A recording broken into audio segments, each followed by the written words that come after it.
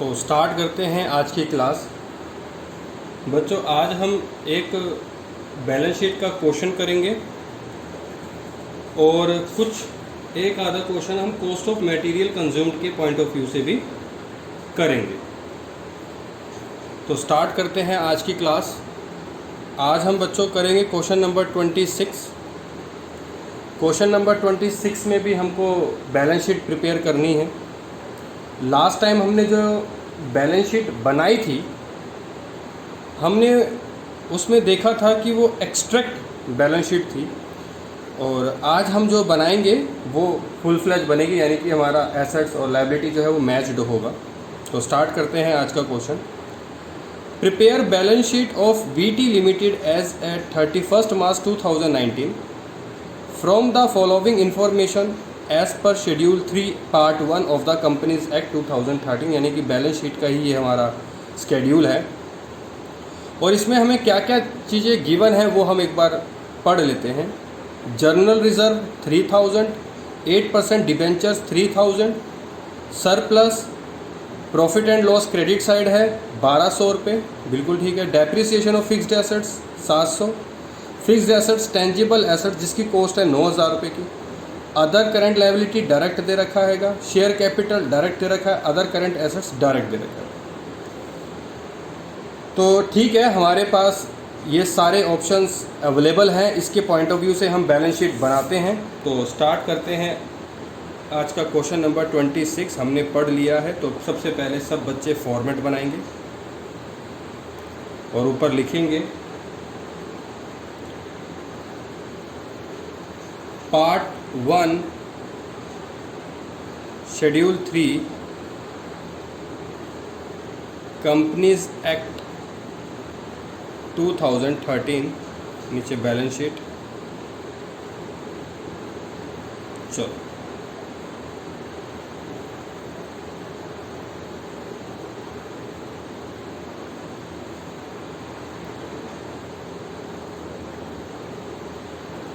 यहाँ पर नोट आ जाएगा, नोट नंबर करंट ईयर और प्रीवियस ईयर। ये बच्चों प्रीवियस ईयर का फॉर्मेट में है, तो हमें बनाना ही है।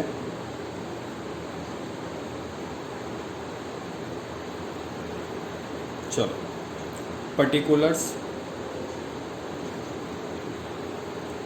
अब हमें अपना वो फॉर्मेट याद करना है जो हमने पार्ट 1 शेड्यूल 3 कंपनीज एक्ट 2013 का बनाया था। सबसे पहले हमारा बच्चों क्या आता है, देखो मैं आपको शुरू से अब तक उसी चीज़ पर बार बार फोकस करता हूँ जिस हिसाब से मैं आपको करके दिखाता हूँ। मतलब सिंपल सा है, जिस हिसाब से मैं आपको करके दिखाता हूँ, समझाता हूँ, उसी हिसाब से उसी को ही फॉलो करते हुए अगर आप आगे बढ़ेंगे तो 100% आपको कभी कोई प्रॉब्लम आएगी नहीं। तो जैसे अगर मैं आपको फॉर्मेट की बात करूं, तो फॉर्मेट में सबसे पहले मेन हेड आता है। वो क्या आता है? Equity and liabilities. ठीक है, ये हमारा मेन हेड है। इसके नीचे मेन हेड आता है शेयर होल्डर फंड। ठीक है, अब शेयर होल्डर्स फंड के भी कुछ सब हेड होते हैं जो हमारे को इस क्वेश्चन में गिवन है। देखो मैंने आपको बताया था कि आपको ये फॉर्मेट बिल्कुल ऑर्डर वाइज चलाना है। इसका मतलब ये नहीं कि आपको बिल्कुल जो फॉर्मेट है चिपका डालना है, ऐसा नहीं है। आपको लाइन वाइज ऑर्डर वाइज चलना है, और जो जो चीज़ें आपको गिवन है बस वही आपको हेडिंग, सब हेडिंग या मेन हेडिंग उतारनी है। उसके अलावा कुछ नहीं उतारना। जो आपको मेन हेडिंग के जो मेन हेड अगर आपको गिवन है तो ही आपको उतारना, अदरवाइज नहीं उतारना। तो मेन हेड तो ये गिवन होंगे। ए, शेयर होल्डर फंड में क्या क्या चीज़ें आता तो बहुत कुछ है, लेकिन क्वेश्चन के पॉइंट ऑफ व्यू से आपको दो चीज़ें दे रखी। क्या क्या? एक तो दे रखा है शेयर कैपिटल, जो कि बच्चों डायरेक्ट दे रखा है। दूसरा होता है रिजर्व एंड सरप्लस। क्या होता है? Reserve and surplus. Reserve and surplus आपको डायरेक्ट नहीं दे रखा, तो इसका नोट नंबर 2 डाल लीजिए, यानी कि इसका हम नोट बनाएंगे। ठीक है। अब मैं अगर मेन हेड सेकंड की बात करूं, क्योंकि शेयर्स होल्डर फंड में जो मेन हेड में जो चीज़ें आनी थी, बस ये दो ही चीज़ें आनी थी जो क्वेश्चन के पॉइंट ऑफ व्यू से दी रखी है। सेकंड में क्या आता है, नॉन करेंट लायबिलिटी। बच्चों नॉन करेंट लायबिलिटी का भी एक पॉइंट दे रखा है, इसलिए हमने लिखा, अदरवाइज हम नहीं लिखते। क्या दे रखा है, नॉन करेंट लायबिलिटी का क्या दे रखा है, लॉन्ग टर्म बोरोइंग। अब आप कहेंगे ये तो दे ही नहीं रखा, ऐसे तो लिखा ही नहीं हुआ। तो ये नंबर यहाँ पे 2 लिख दिया गलती से, यहाँ 1 डाल लीजिए और यहाँ 2 डाल लीजिए। तो इसलिए ये नोट नंबर 3 लिख लीजिए। डायरेक्ट नहीं दे रखी होगी जो चीज़, उसका हम नोट डालते रहेंगे। इक्विटी एंड लायबिलिटी का तीसरा मेन हेड क्या होता है बच्चों, करंट लायबिलिटी। क्या करंट लायबिलिटी की कोई चीज़ गिवन है, हाँ जी बिल्कुल गिवन है। Other current liability, other current liability ये आप देखेंगे तो आपके पास ये डायरेक्ट है, तो इसकी कोई नोट नहीं बनाना, इसका कोई नोट नहीं बनाना है। बात समझ में आ गई, चलो आगे बढ़ते हैं। अब सेकंड मेन हेड क्या है बच्चों, एसेट्स। अब एसेट्स में क्या क्या दे रखा है, सबसे पहला मेन हेड होता है इसका क्या, non current assets, non current assets. और इसके अंदर मेन हेड होता है फिक्स्ड एसेट्स, और फिक्स्ड एसेट्स का सब मेन हेड होता है टेंजिबल एसेट्स।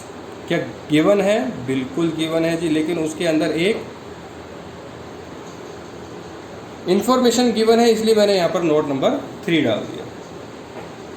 2 मेन हेड क्या है, करंट एसेट्स। करंट एसेट्स का कोई पार्ट, ए पार्ट डाल के यहाँ लिख दीजिए अदर करंट एसेट्स, क्योंकि ये भी हमारे पास गिवन है। चलो फॉर्मेटिंग के पॉइंट ऑफ व्यू से अगर मैं बात करूँ तो वो हमने सारी चीज़ें लिख ली हैं जो हमारे को क्वेश्चन के अंदर गिवन हैं। अब बात रही नोट की, चलो अब नोट बनाते हैं। नोट कितने बनेंगे बच्चों, 1 2 3। तो यहाँ पर 3 नोट बनाने हैं, यहाँ लिख देंगे नोट।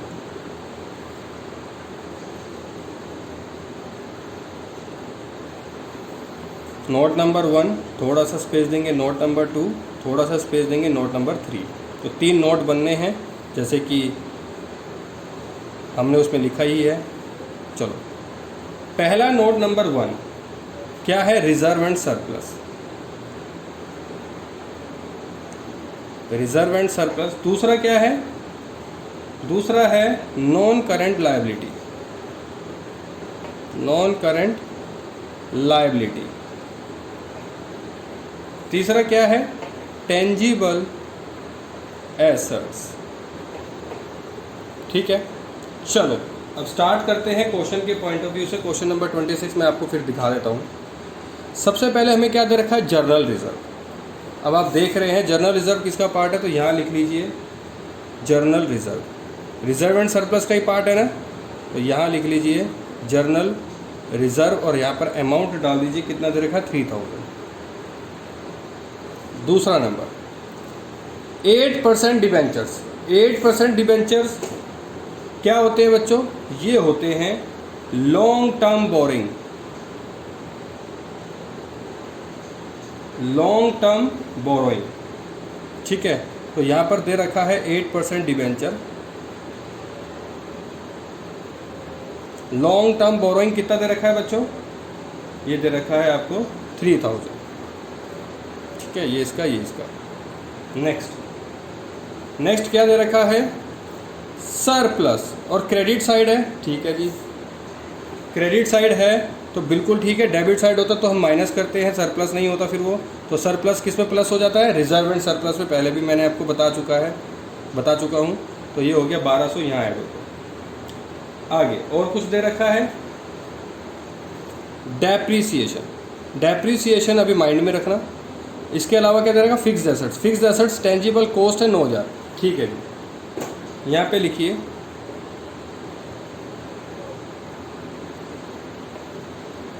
यहाँ पर आप टेंजिबल एसेट्स ना लिखकर लिखिए non current liability. Assets, non current assets लिखिए, टेंजिबल एसेट्स नहीं, यहाँ लिखिए टेंजिबल एसेट्स कितने के हैं 9,000 के, और लेस कर दीजिए डेप्रीसिएशन 700 कर दो माइनस 6300, इन दोनों को प्लस करो 4200, और ये तो है ही अकेला 3000। चलो अब आपको सब कुछ मिल गया, मतलब सारे नोट्स हमारे कंप्लीट हो गए। सबसे पहले क्या दे रखा है शेयर कैपिटल, शेयर कैपिटल है, हाँ जी है, कितनी है शेयर कैपिटल जी, शेयर कैपिटल दे रखी है 5000 की, तो ये हो गया 5000। Reserve and surplus note number 1, note number 1 कितना निकला 4200, तो यहाँ डालेंगे 4200। ओके, नॉन करेंट लायबिलिटी यानी कि लॉन्ग टर्म बोरिंग्स निकला, हाँ जी निकला, कितना 3000, तो यहाँ डाल देंगे 3000। Other currents liability, other current liability कुछ दे रखी है जी, बिल्कुल दे रखी है, डायरेक्ट दे रखी है, बल्कि कितनी 2500, तो यहाँ आ जाएगा 2500। ठीक है, इनका कर दो टोटल, ख़त्म हो गया बस। अब ये इनका कर दो टोटल, और ये प्रीवियस ईयर का कुछ नहीं है तो इसको ख़त्म करो। इसका कितना आ गया टोटल 700, 2 और 3 5, 5 और 9 14, 14,700 तो आ गया लायबिलिटी का। अब हम बात करते हैं एसेट्स की।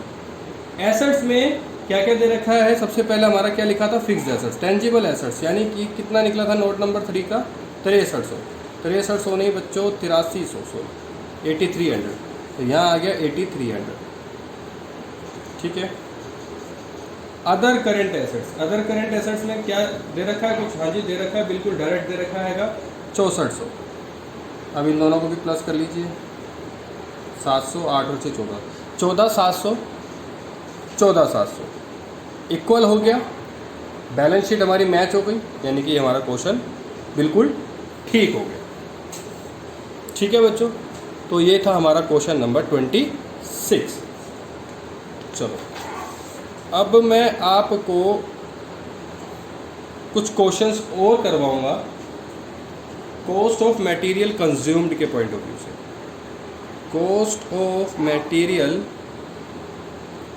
कंज्यूम्ड बहुत ही ज़्यादा सिंपल कॉन्सेप्ट है ये। इसका एक सिर्फ छोटा सा फॉर्मूला है, ठीक है, और वो फॉर्मूला एक बार सब के सब बच्चे देखेंगे ध्यान से। कॉस्ट ऑफ मटेरियल कंज्यूम्ड का फॉर्मूला लिखेंगे opening inventory of materials plus purchase of material minus closing inventory of materials. बस ये फॉर्मूला याद करो। इन्वेंट्री का मतलब स्टॉक, ठीक है बच्चों। ओपनिंग स्टॉक ऑफ मटेरियल यानी कि आपको कॉस्ट ऑफ मटेरियल कंज्यूम निकालना है, यानी कि जो मटेरियल कंज्यूम किया है, जो मटेरियल खपत की है, जिस भी मटेरियल की, उसकी कॉस्ट निकालनी है। उसकी कॉस्ट निकालने का सिंपल साधारण सा फॉर्मूला, जो हमारे पास पहले से पड़ा हुआ है प्लस जितना हमने खरीदा मटेरियल और जितना हमारा लास्ट में बच गया, जो भी इसका आंसर आएगा वो कॉस्ट ऑफ मटेरियल कंज्यूम्ड होगा। बात समझ में आ गई? जितना हमारे पास पहले से पड़ा होगा, जितना हमने खरीदा और जितना हमारे पास लास्ट में बचा, इस पूरे का जो निचोड़ निकल के आएगा वो कॉस्ट ऑफ मटेरियल कंज्यूम्ड निकल के आएगा। अब इसके पॉइंट ऑफ व्यू से मैं आपको क्वेश्चन करके दिखा देता हूँ, तो आपका माजरा माइंड मतलब क्लियर हो जाएगा। अगर मैं बात करूँ क्वेश्चन नंबर 32 की, calculate cost of material consumed from the following: opening inventory of material या opening stock of material 5 lakh, purchase of material 25 lakh and closing inventory या closing stock of material of ₹4 lakh.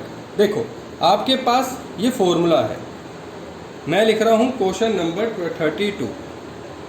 Opening inventory stock of material आपके पास available है, हाँ जी available है, कितना 5 लाख, तो यहाँ पे डाल देंगे हम 5 लाख प्लस परचेज भी है कितनी जी 25 लाख की, माइनस क्लोजिंग है बिल्कुल है जी 4 लाख की। अब देखो सिंपल है, 5 lakh plus 25 lakh 30 lakh minus 4 lakh 26 lakh, answer देख लो 26 लाख ही है। ठीक है, अब मैं आपको इसका एक और क्वेश्चन करा रहा हूँ, क्वेश्चन नंबर 34। देखो calculate cost of material consumed from the following. अब इसमें क्या क्या चीज़ें दे रखी है वो देखिए। Opening inventory of material 3.5 lakh, finish goods 75,000, stock in trade 2 lakh, closing inventory of material 3,25,000, finish goods 85,000, stock in trade 1,50,000, purchases during the year raw material 17,50,000, stock in trade 9 lakh. यानी कि आपको सब कुछ गिवन जो दे रखा है, बहुत सारी चीज़ें आपको दे रखी है, लेकिन इन बहुत सारी चीज़ों का आपको कुछ नहीं करना।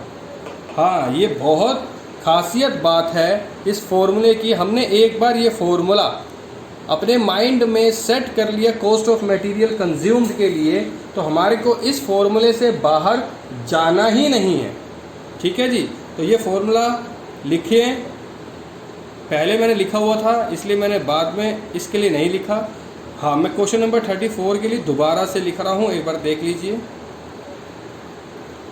Opening inventory of materials plus purchase of materials minus closing inventory of materials. बस अब आप एक बात बताएं, ओपनिंग दे रखा है, ओपनिंग इन्वेंट्री ऑफ मटेरियल दे रखा है, ओपनिंग इन्वेंट्री ऑफ मटेरियल दे रखा है 3.5 लाख। चलो यहाँ पे डाल दो 3,50,000 प्लस परचेज ऑफ मटेरियल दे रखा है, हाँ जी दे रखा है, परचेज ड्यूरिंग द ईयर यानी कि रॉ मटेरियल की बात हो रही है 17.5 lakh, 17,50,000 minus closing stock of material दे रखा है, हाँ जी बिल्कुल दे रखा है, ये क्लोजिंग स्टॉक से रिलेटेड है 3,25,000, तो यहाँ पे डाल दो 3,25,000। अब इन दोनों को कह रहे हो पहले प्लस और फिर करो 3,25,000 में से माइनस, नहीं तो आसान सा है सबसे। 320 और 350 में से 325 पहले माइनस कर दो। देखो मैं आसान कर रहा हूँ, पहले इसको इससे प्लस करूँगा तो बड़ी वैल्यू हो जाएगी, तो मैं क्या कर रहा हूँ 350 को 325 से माइनस कर रहा हूँ तो मेरा 25 आ जाएगा। 25,000 प्लस 17,50,000। अब देखो इन दोनों को करना आसान हो गया। 17,50,000 में मैं जब 25,000 प्लस करूँगा तो 17,75,000 आ जाएगा और यही मेरा आंसर भी है। लेकिन इस क्वेश्चन की खूबसूरती देखो कि आपको इसके अंदर कितनी सारी चीज़ें दे रखी है घुमाने के लिए, आपके दिमाग को घुमाने के लिए।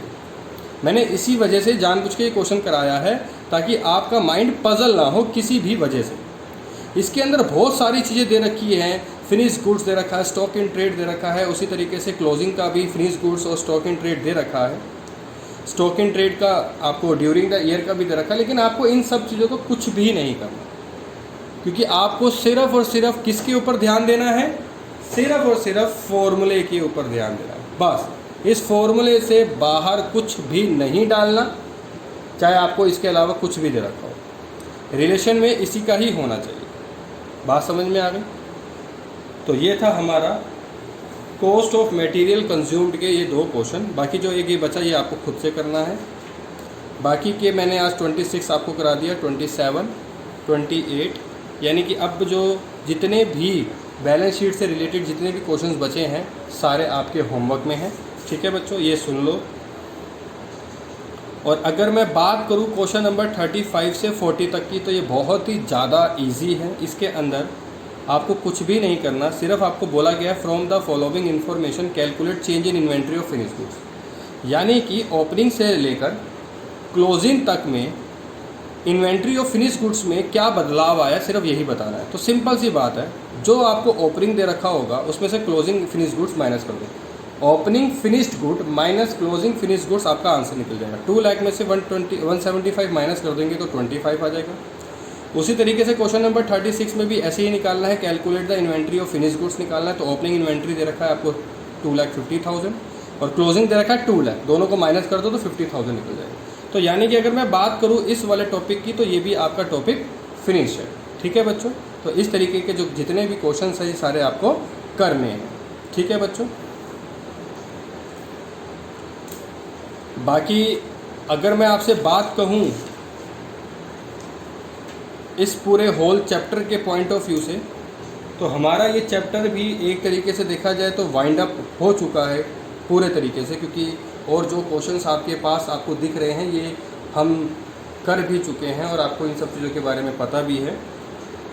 बाकी नेक्स्ट क्लास से बच्चों हम नया चैप्टर शुरू करेंगे, चैप्टर नंबर 2। ठीक है, और कोशिश यही रहेगी कि चैप्टर नंबर 2 और 3 जो है वो साथ साथ करा दिया जाए, क्योंकि छोटे छोटे चैप्टर हैं। कोशिश करी जाएगी कि साथ साथ हो जाए, बाकी वक्त बताएगा। ठीक है, और होमवर्क के लिए बच्चों आपको फर्स्ट चैप्टर जो है इस बुक का वॉल्यूम नंबर 3 का फर्स्ट चैप्टर आपको कंप्लीट खुद करना है। ख़त्म जितने मैंने कराए हैं वो तो करने हैं, बाकी के जितने भी क्वेश्चंस हैं बचे हुए वो आपको होमवर्क में खुद से करने हैं प्रैक्टिस के पॉइंट ऑफ व्यू से। कोई प्रॉब्लम होती है, कोई समस्या होती है तो मैं आपको बताऊंगा, आप मेरे से पूछ लीजिएगा। ठीक है बच्चों, बाकी नेक्स्ट क्लास में मिलते हैं।